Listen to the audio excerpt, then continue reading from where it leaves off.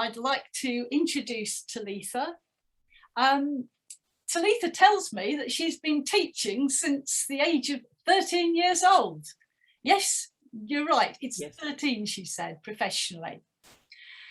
And she's also taught at Harvard University, and presently she's a lecturer at the Royal Conservatoire of Scotland. So over to Talitha. Well, welcome everybody. I'm glad to see there's such a large crowd. This is a subject that is so close to my heart. I feel really passionate about it, and I'm hoping that, there's so much information I can't possibly give it all in 45 minutes, but I'm hoping that this might spark an idea of having maybe a conference of teachers where we can pass our favorite tips and tricks back and forth to each other, because let's face it, we're in this together, and we should share what we know. So just a little bit of background. My mother, when I was 3 years old, decided that coming very close to having finished her college degree, but not quite, because she got married when she was 19. She decided to teach herself to drive. She could take me to nursery school, and then she applied to go to Hofstra College, as it was then. It's now Hofstra University, and trained to be an art teacher. And consequently, she would bring home her lecture notes, and she would discuss her assignments with both me and my sister and ask for feedback. Because it had been a while since she'd been a student. We were students currently, so I got to know a little bit more about the nuts and bolts of what it is to assemble a lesson plan, to teach a class, and then to offer feedback afterward. How to assess, well, she was a primary school art teacher. How do you give grades to 7-year-olds when they offer you their artwork? It's quite a tricky business. But anyway, I was really excited about the prospect of learning how to convey this information. So I became interested in teaching, and I volunteered to teach. Even when I was in primary school, I would sometimes take over my primary school teachers' classes. I would say, please, could you let me give a lesson on such and such? And they almost always said yes, as teachers tend to want to offload and delegate if they can, because it is hard work being a teacher. So, and as Lynn said, when I started I trained as a concert pianist from the age of 4 to the age of 11 or 12, when my piano teacher said, that's it, I can't teach you anymore. You've gone beyond what, my skills set is. So he suggested that I move on to another piano teacher, Avraham Sternklar. I'll talk about him more. One of my precious teachers who has taught me so many really, really good, offering me his pearls of wisdom. And so I studied with him for a year. And after a year, he said to me, now you should be taking on your own students. If you really want to learn the material, the best way to do that is to start teaching it to someone else. And this was a very good lesson for me. And I highly suggest this to anybody who's still a learner, but it might be interested to reinforce that knowledge by teaching it. That's the best way to solidify the knowledge in your own mind. So what is a teacher's role? Is it to broadcast or is it to volley? And I would say there are teachers who do just broadcast. They have the information, they give the information out to the atmosphere, and they hope that the students will take that information in and will learn the subject matter.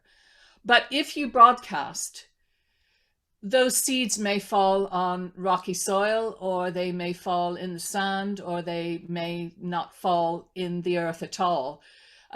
So you don't really have a good sense of what you are, what the result of your teaching might be. If you volley, so in the sense that you involve the students in the teaching process and they back the information back to you and it becomes an integrated experience, then you are a more successful teacher, in my opinion. So how do we put this into practice? Well, I've drawn up 12 points. I've been thinking a lot during lockdown when I wasn't able to teach on a face-to-face teaching dance with all the hand-holding and close proximity during COVID. That was just not allowed. So I had a lot of time to sit and think what it is that makes teaching successful, and to really consolidate in my mind all the things that I've learned about teaching in preparation for going out and teaching again. The first thing I would say is resisting temptation is really important, because there are some wonderful teachers who they are excellent in their methodology from beginning to end, but they always feel the need to select more material than they can do in the time. What happens when you do this is that you lose the time at the end for working with the students on the interpretation of the material. And I'm talking strictly about dance, but this is true of any subject, that if you don't allow that time at the end for really exploring the information fully, then you lose out on a lot.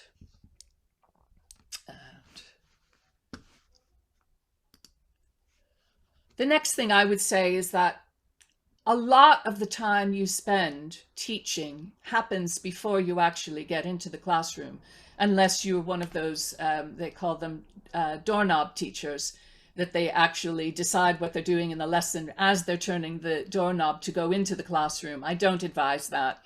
But if you have your time for preparation, if you have the luxury of time and you plan to teach a dance, my advice, the first thing to do is to analyze the music, memorize the music, analyze the dance, and memorize the dance.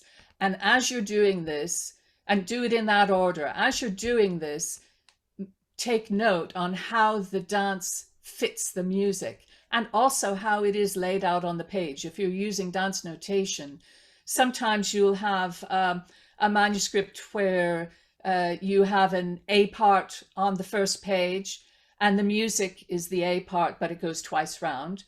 And then the second page is the B part, but the third page is also the B part and a little bit of the C part. So if you divide your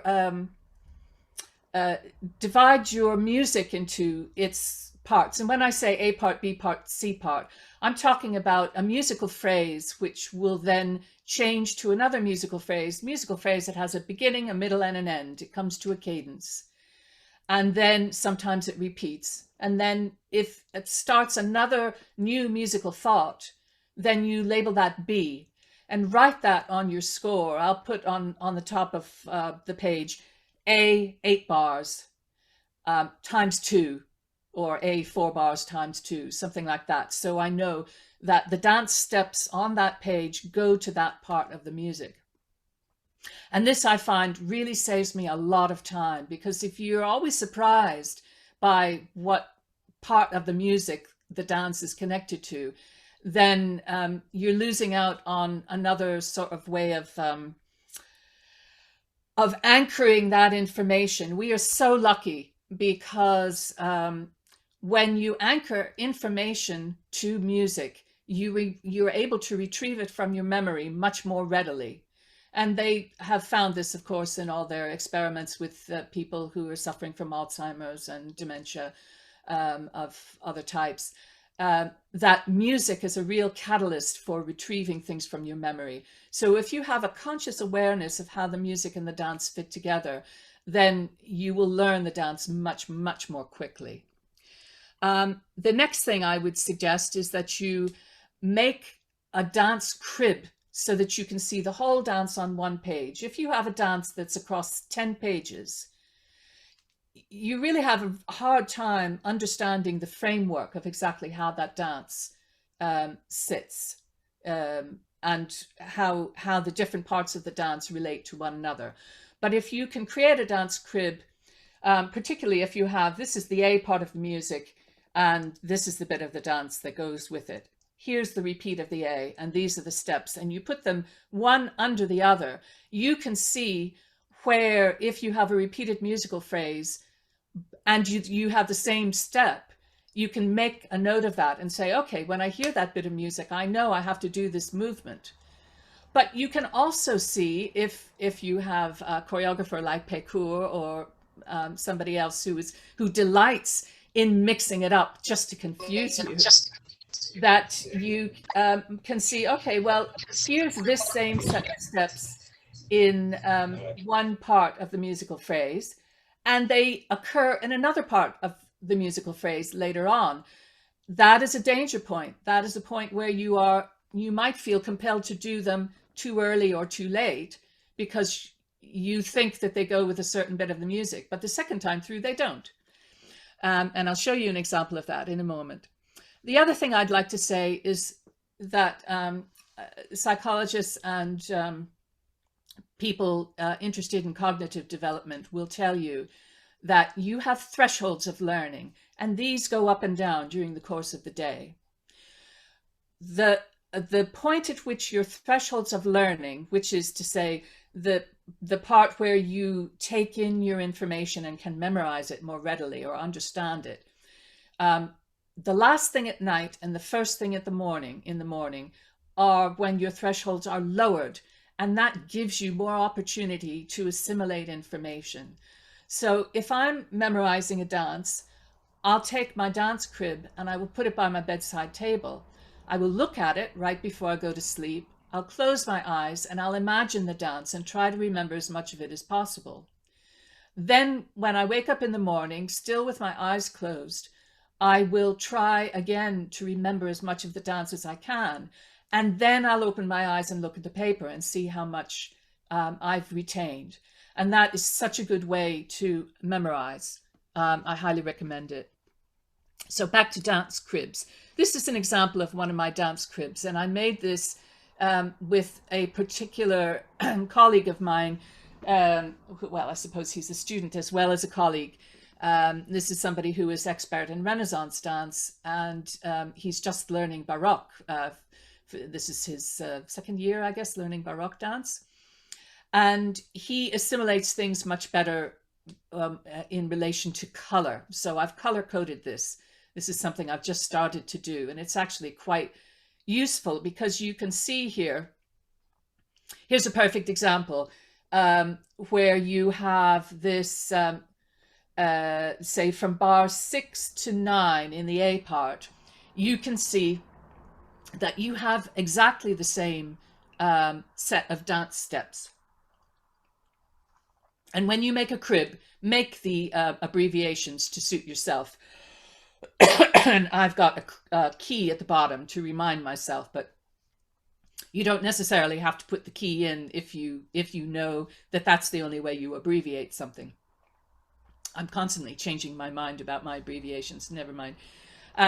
So you have an assemblée, a rond de jambe going into a coupé soutenu, and then assemblée, rond de jambe, coupé, and carré, and E&C, that's a Spanish Baroque term, and carré, and that's when it's like an emboîté, but it's quick, 1-2. Coupé soutenu and a temps de courant. And that happens in the same part of the music twice. You're in a different orientation, but it's the same steps. And if you understand that, then you know you can rely on your ear telling you this is the part of the music that these movements are anchored to. But if you go to the B part, you can see here you have in bars 2 and 3, pas de bourrée emboîté, followed by pas de courant short, and then a fleuret. But in the repeat of the B music, that fleuret doesn't appear. You do another step. You do these 2 pas courant longs, and they are in a different, slightly different part. They're forward a bar in the first time round. Sorry, they're forward a bar in the second time round, and you have the fleuret later on. So if you note that, you will understand that when the music, what you think of as the music for the fleuret comes, the second time, don't do the fleuret. You're going to be tempted to do it, but it's a different step. And you can see that very clearly if you set your crib up in this way. It's also, I should say, it's also really handy for folding it up and putting it in your pocket, and you can look at your crib while you're on the bus and memorize it whenever you can. The third point is prepare your music. Now, the best way to prepare the music is to find some really excellent musicians. And I'm very lucky to be living in Edinburgh, where I dance almost every week with live music from Gaeta. Edinburgh is a really good place for historical dance at the moment. It has been for a while, I should say. If you haven't got the luxury of having your own troupe of musicians, then you can check HIDMOD, which is an online database, historically informed on dance music online database that Jennifer Meller and I are creating. And I'm just going to, I'll have to stop share and start it again to give you a quick peek. We've just been loading in some Renaissance information. So here are some dances. If you're interested in Bel Riguardo, we've got the information about that. Dance for two people, a ballo. You can click on this and go to the notation. And let's see if I can get back.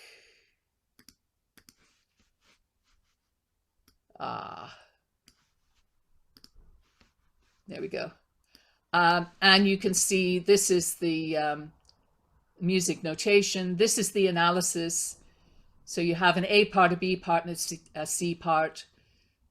Tells you how many misure or bars of music. And there you can hear it to make sure that it's the dance you want. And then we'll have a link to the, we haven't put the links in yet, but we'll have a link to take you to the album so that you can purchase it if you haven't got a copy. And this, of course, we've got, well, let's say you're interested in Baroque dance, you want to find a saraband, you can have your pick, Sarabande Espagnole. If you click on that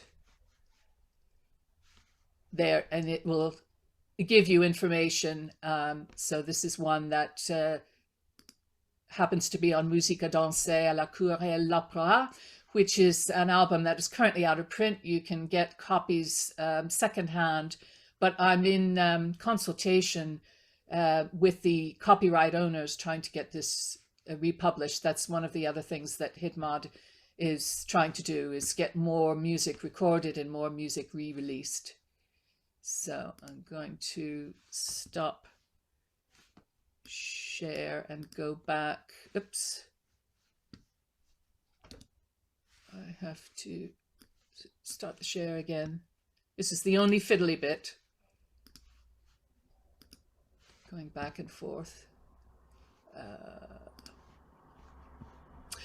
And then I highly recommend that you, once you have your music, you prepare it, you adjust the tempo, maybe make 2 or 3 different tempi for early learning, middle learning, and then to tempo. And that, or you can get one of these amazing slower downer apps where you can shift the tempo at will. And check your start points, so you don't always have to go back to the beginning, and I'll talk more about that later. And it also is useful if you have the technology to create loops. So particularly the most difficult part of the dance, you might want to loop that, so the music for it goes several times over in a row before the, so that you can practice a particularly sticky bit.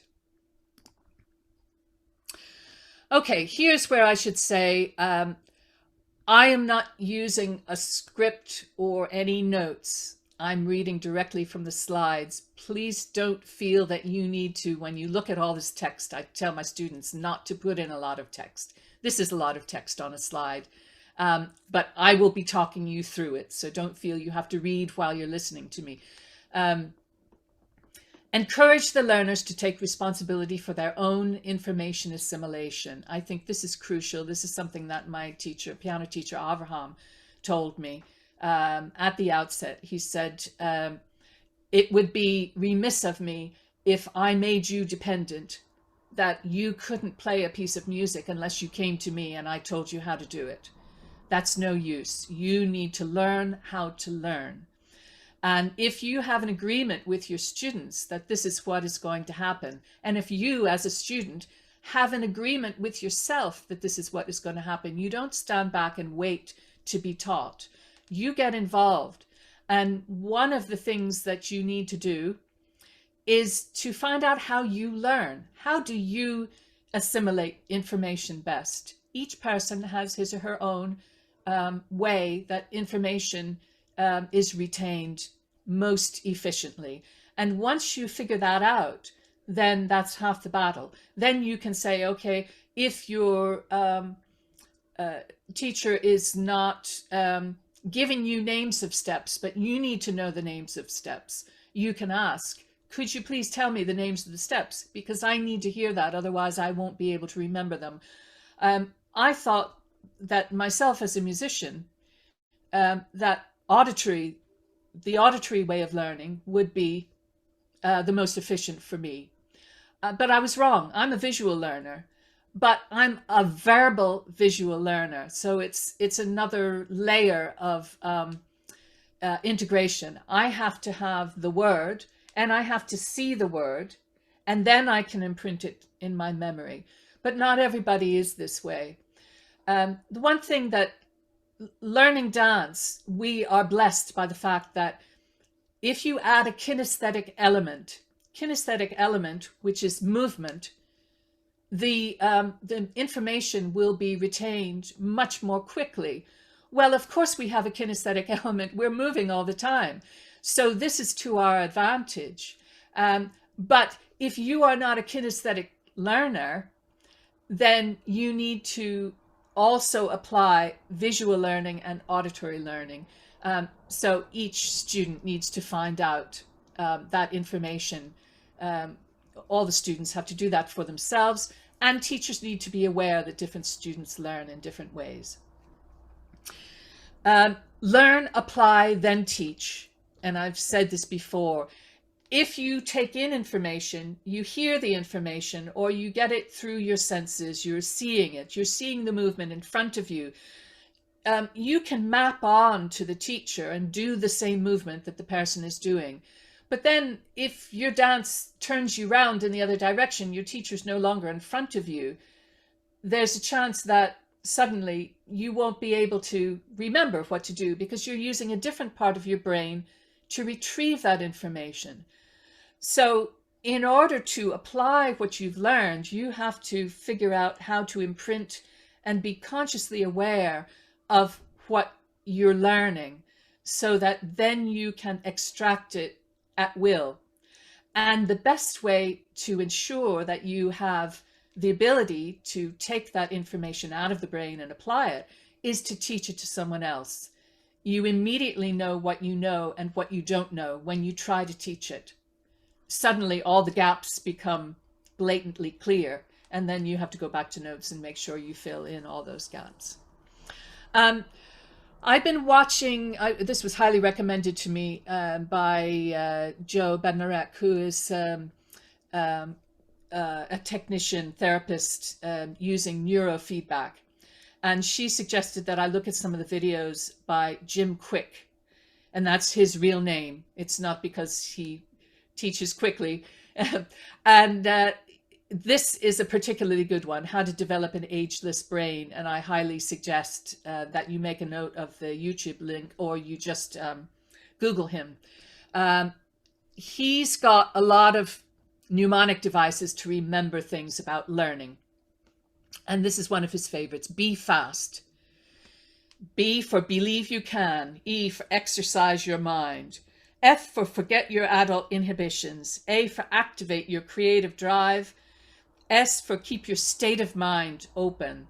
L for, sorry, no, T, learn with the intention of teaching someone else. So there we go back to using teaching as a way to learn.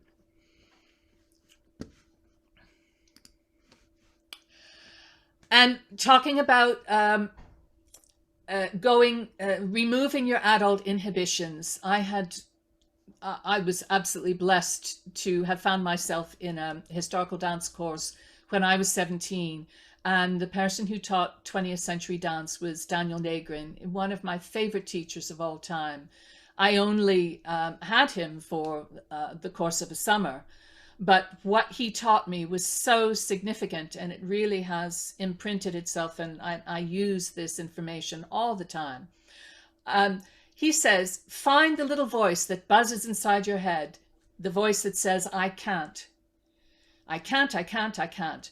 You capture it, and he went like this, and you throw it out of the window. And our very first class, he had us all do that, and the physical, the kinesthetic movement of doing this was so liberating. And he said, the best learners are preschool children. When they hear something, it goes in the ears, it goes out the mouth. There is no inhibition, there is no censorship. And you know that when your toddler hears a swear word for the first time. It's diabolical. They just do not censor anything. And they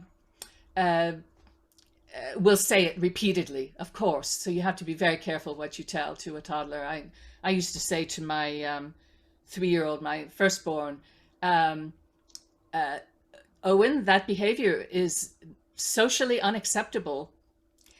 And it was when he started saying that back to me. If he didn't like something that I did, he said, Mummy, your behavior is socially unacceptable.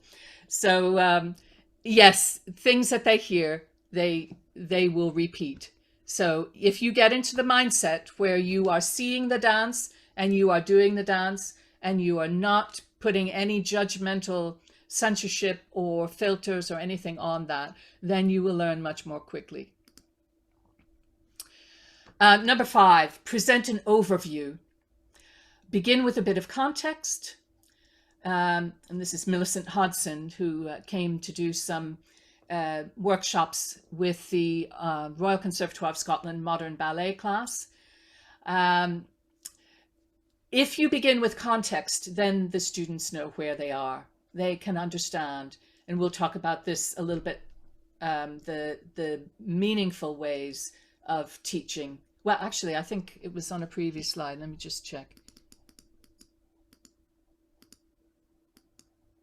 No, sorry, it's coming.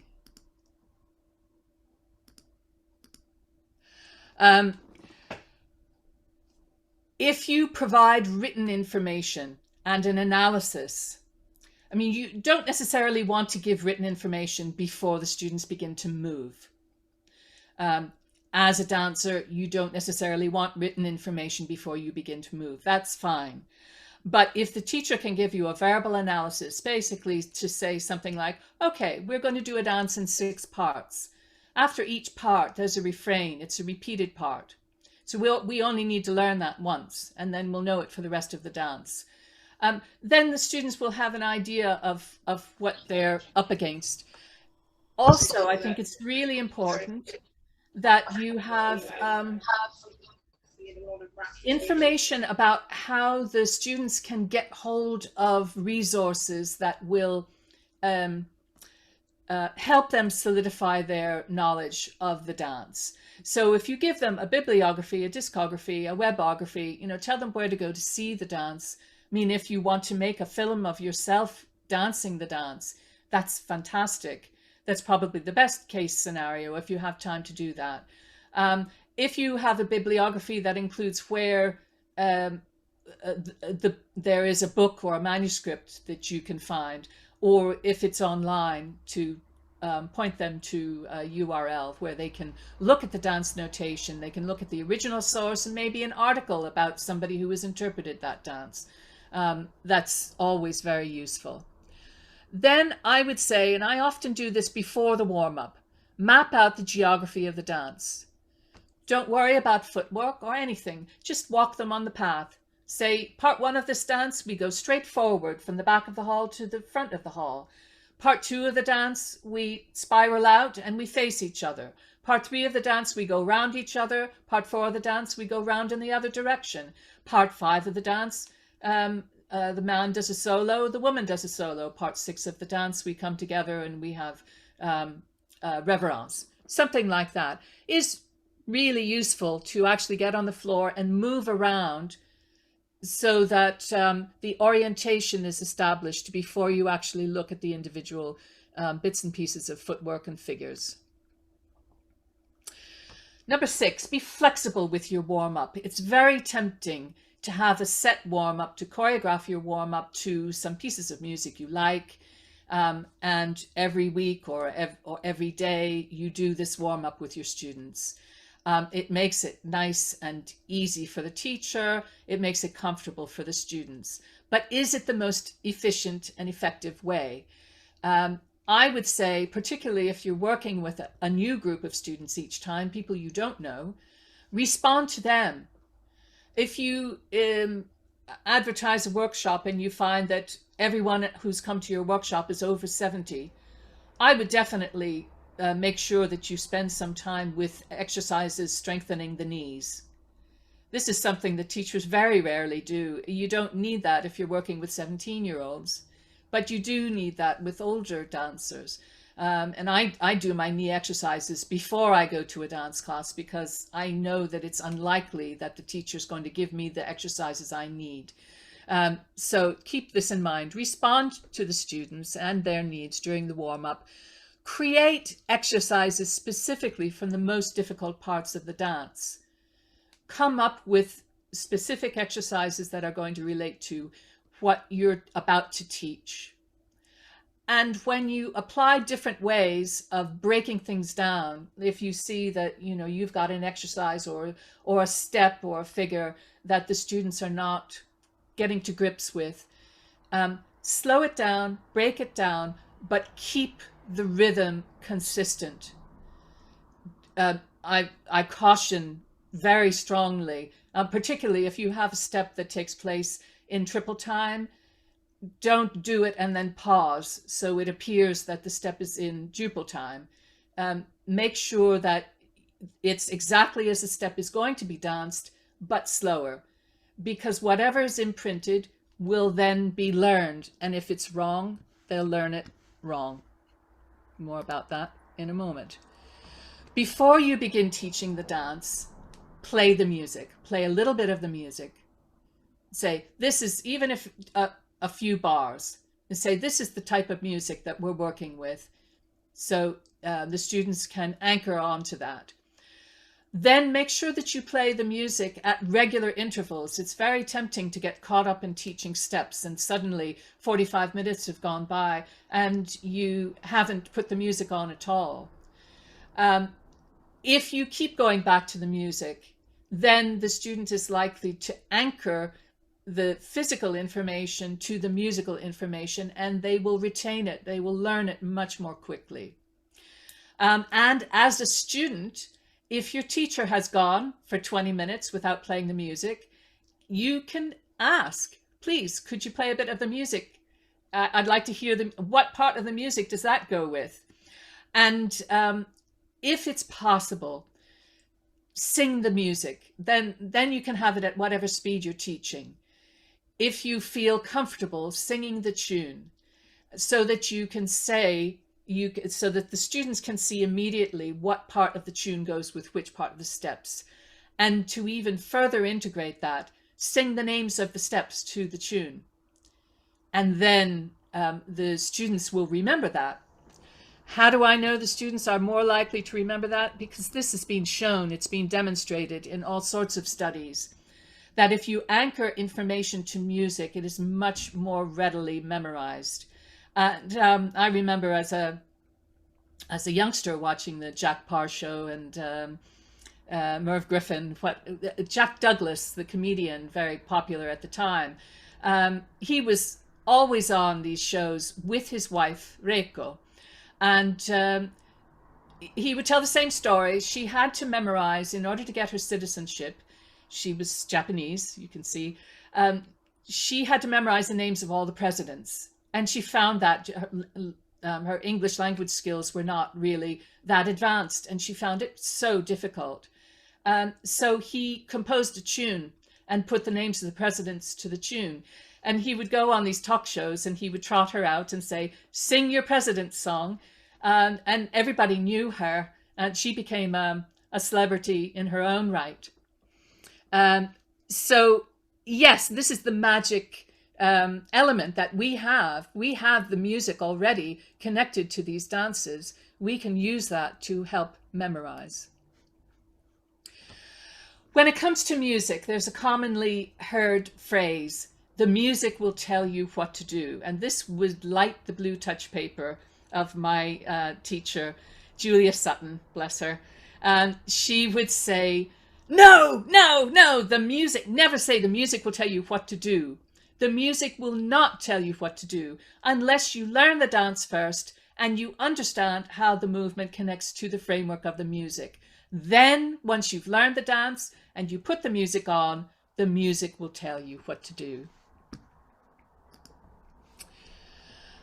Number 8, remember the 5 times rule. There were 2 versions of this. Andrew Lawrence King, Baroque harper, and well, he also plays medieval music and Renaissance. Practice does not make perfect. It makes permanent.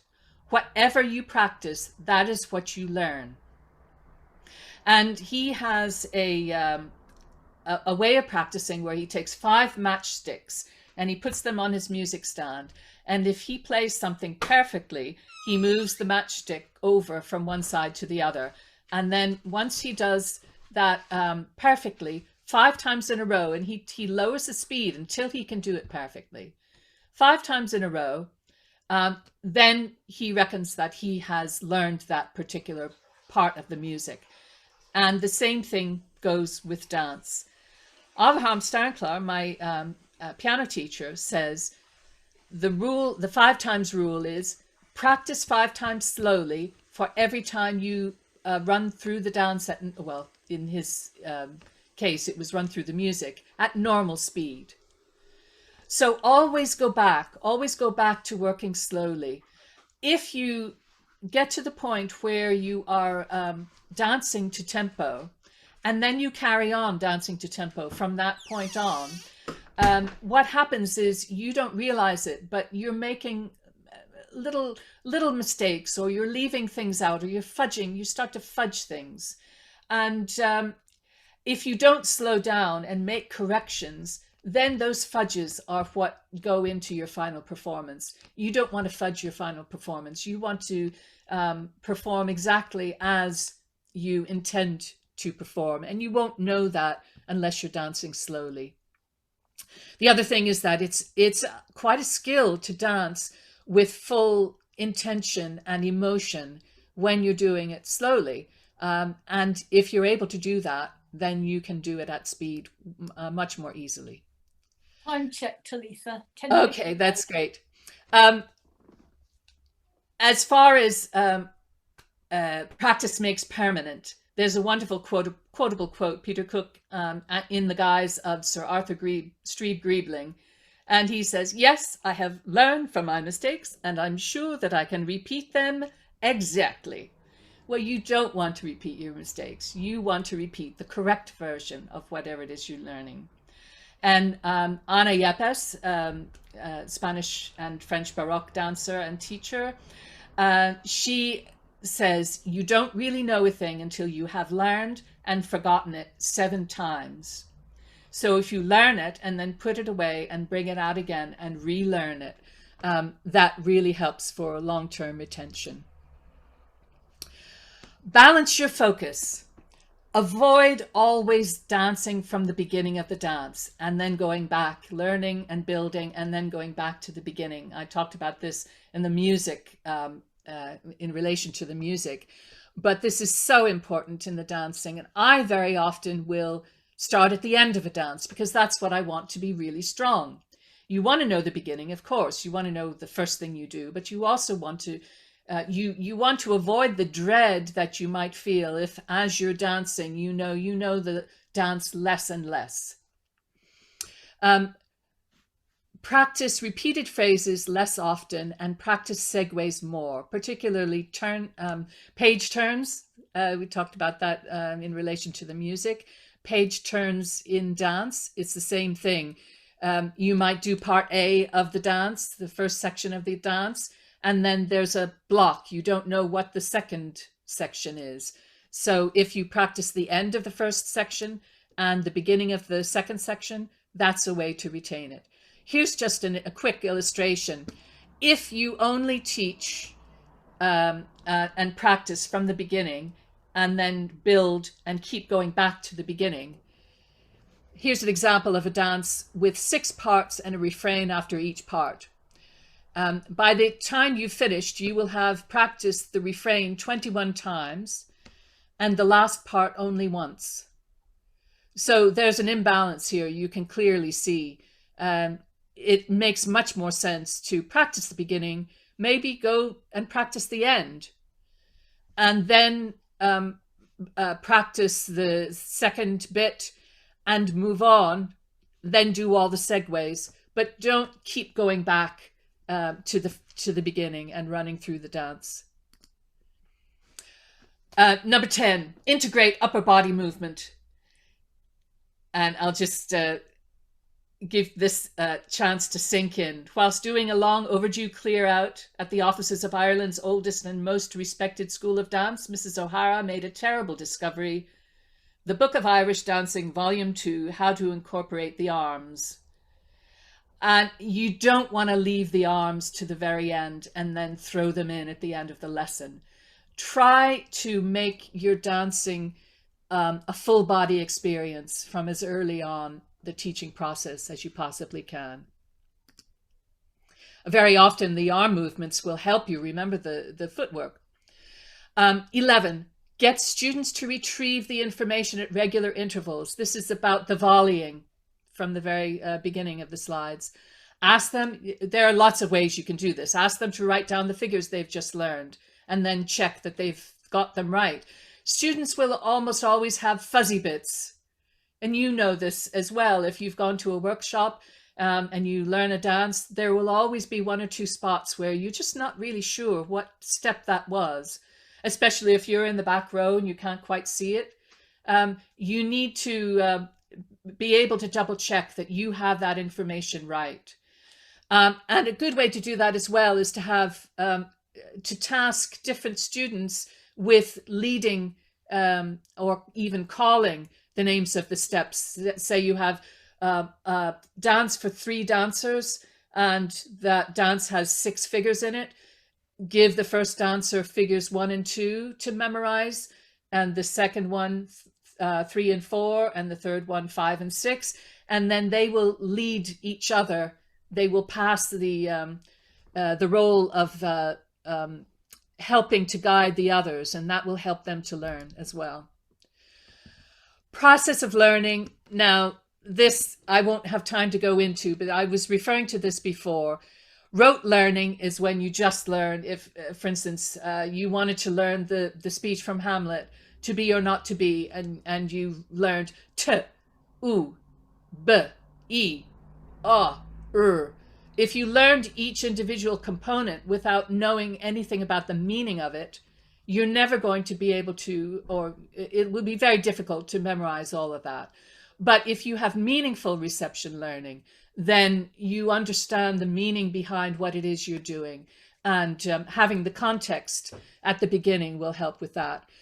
Beyond meaningful reception learning is meaningful discovery learning. And I mentioned this before. That's where the volley comes in, where you are allowing the students to discover and retrieve the information at regular intervals during the lesson.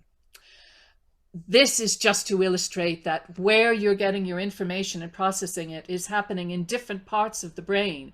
So you have to integrate, and you very often will have to shift gears. I mean, if you go and watch this YouTube video, it will give you an insight into exactly how the brain is taking the information in and processing it. And it's very useful to understand how that works and how you can take something from initially perceiving it to putting it in your short-term memory and then transferring it to your long-term memory. And if you have some sort of emotional attachment, anchoring that movement or the music together, you are much more likely to recall it. And the last thing is be positive. And I cannot stress this enough. This is not last and least. This is last and most important. Be enthusiastic, be positive, look for positive things to say to each specific student if you can. Promoting confidence enhances performance. Use humor if you can. And basically to say happy students make happy teachers, well, it's the same. Happy teachers make happy students. So if you keep your enthusiasm and your sense of humor, you are more likely to bring the information to the student in a way that they can, students in the way that they can receive it best. And there are some credits. I will let this sit on the screen for a bit so that you can have a chance to get the information. And I will end by saying thank you very much for your attention. And I look forward to your questions and your comments. And I'm hoping that this will be a subject for further study for a lot of us, not just me, but everyone here and beyond.